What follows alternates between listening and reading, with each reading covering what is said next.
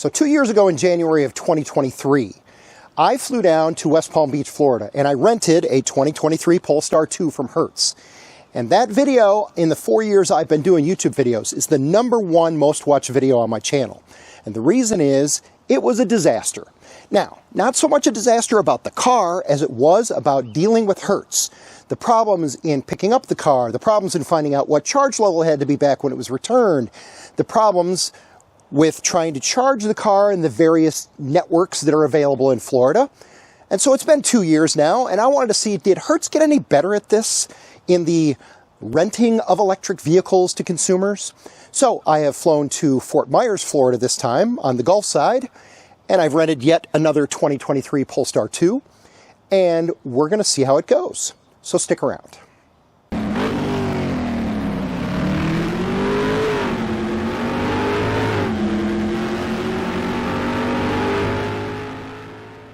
My wife and I had decided to escape the cold of Michigan and spend a week in Cape Coral, Florida, visiting a friend.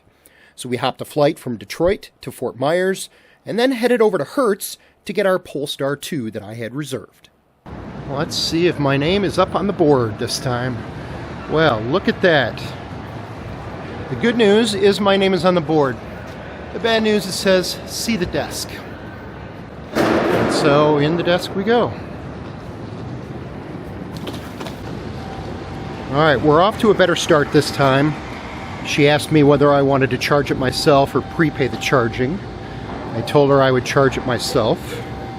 So now we're picking out the car. She gave us another Polestar 2 and said it was in 362.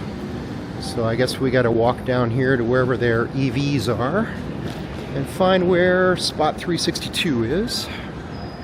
I do believe I have found our car right here. Another Polestar 2. Here we are. Okay, well, it says key not detected, and yet the key is right here in the cup holder. Okay, so now they've switched me to a different Polestar. So I'm going to walk down here and see if I can get this next one to work, which I think is this gray one right here. Brake and shift to start. Nope, same thing, key not detected. Alright, we'll try number 3.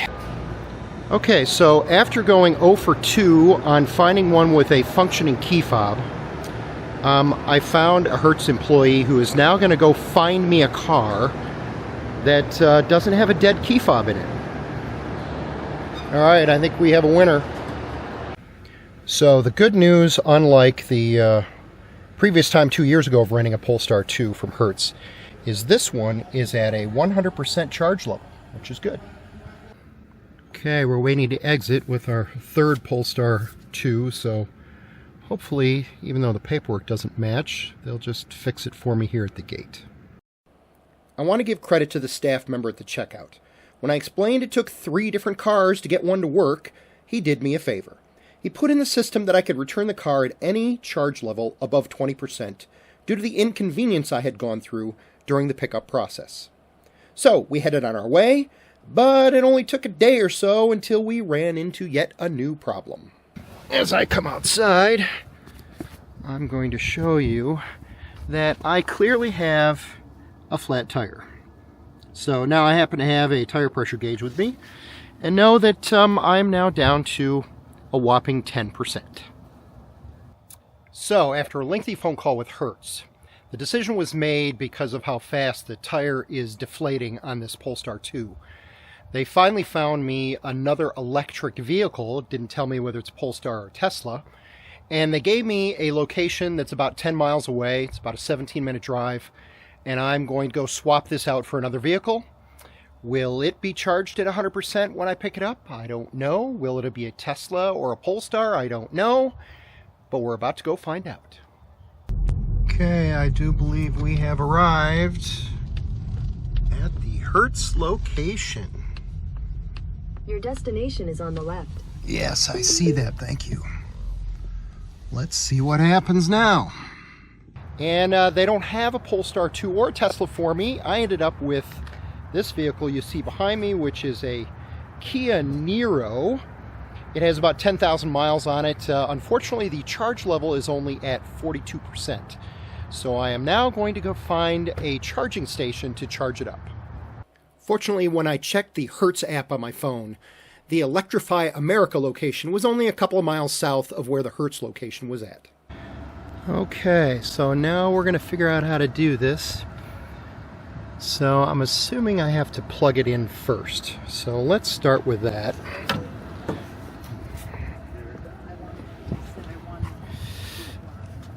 Alright, so step number one is I got to take this off. And then I got to plug it in. So let's see if this will work. Alright, so there's step number one. Now let's come back over here and see what it says. Okay, so now it's doing the handshake. Alright, so that's good. Now it wants a credit card. Processing authorized. Initiating charging.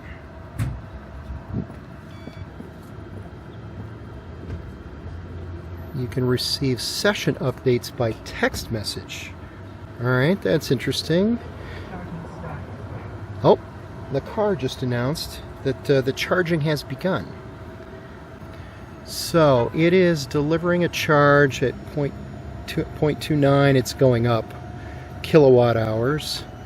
There's a charging cost and a charging time, and right now it's telling me I'm at 40%. Charging speed is certainly 32 kilowatts.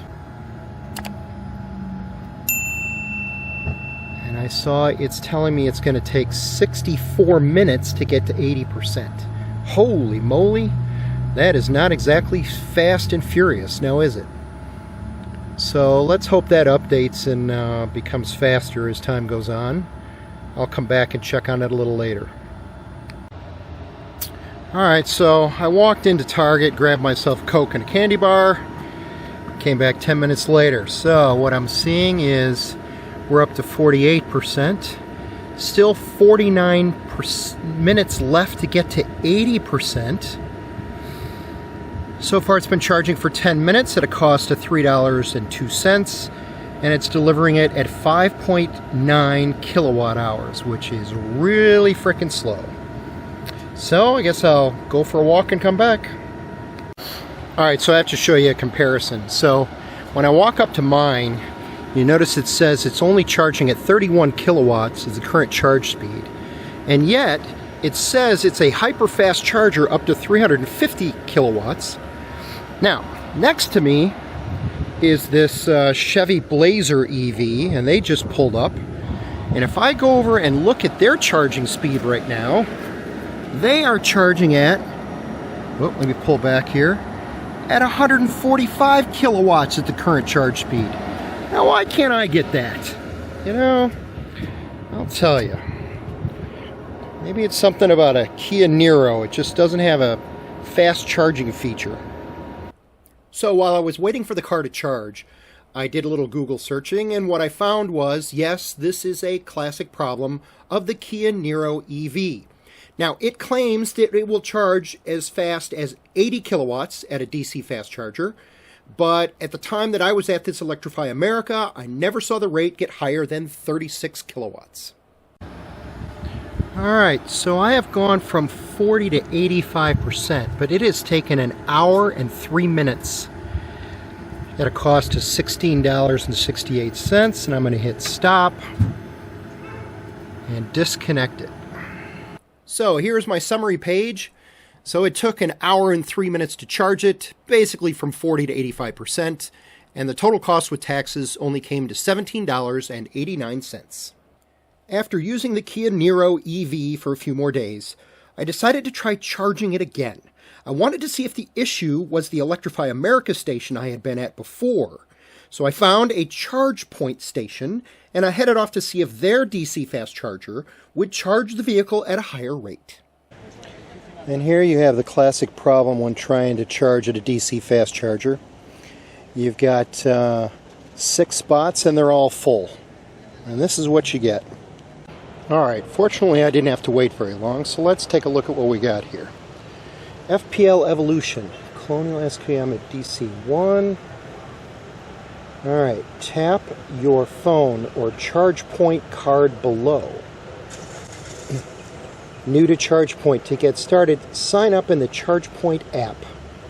So it looks, in order to use it, you actually have to download the app to your phone. So we'll start with that. You're ready to charge, let's go. Okay.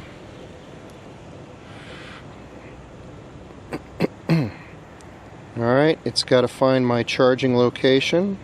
So I have to scroll through the map here and find DC1. That's DC2, DC1 right there. Okay, start charge. Am I at DC1? Yes, it's labeled DC1. Hit yes. Authorizing.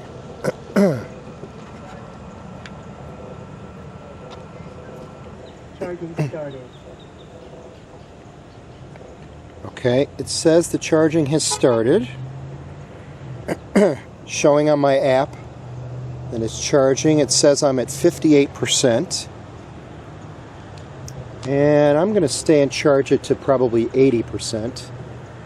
So let me come back. Now this is a 125 kilowatt DC charger.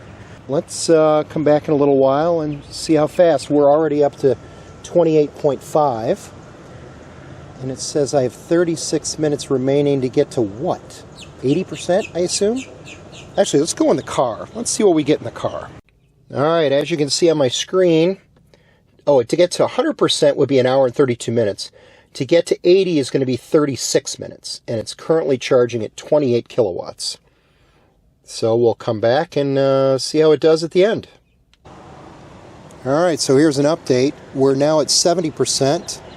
We've got 18 minutes to go, and we are at 29.7 kilowatts charging speed. So I think what we've learned from this is that the Niro just does not charge at the speed that you would want as a consumer. So either as someone who's going to own this vehicle or even to rent it through Hertz, I'll be honest with you, I wouldn't want one of these cars.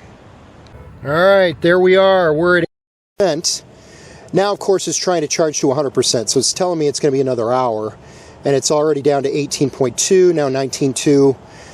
And that is not unusual because once you get from 80 and above, it's going to slow down the rate it's charging at. So I'm going to go ahead and stop the charge. In fact, I think I can do that through the app on my phone.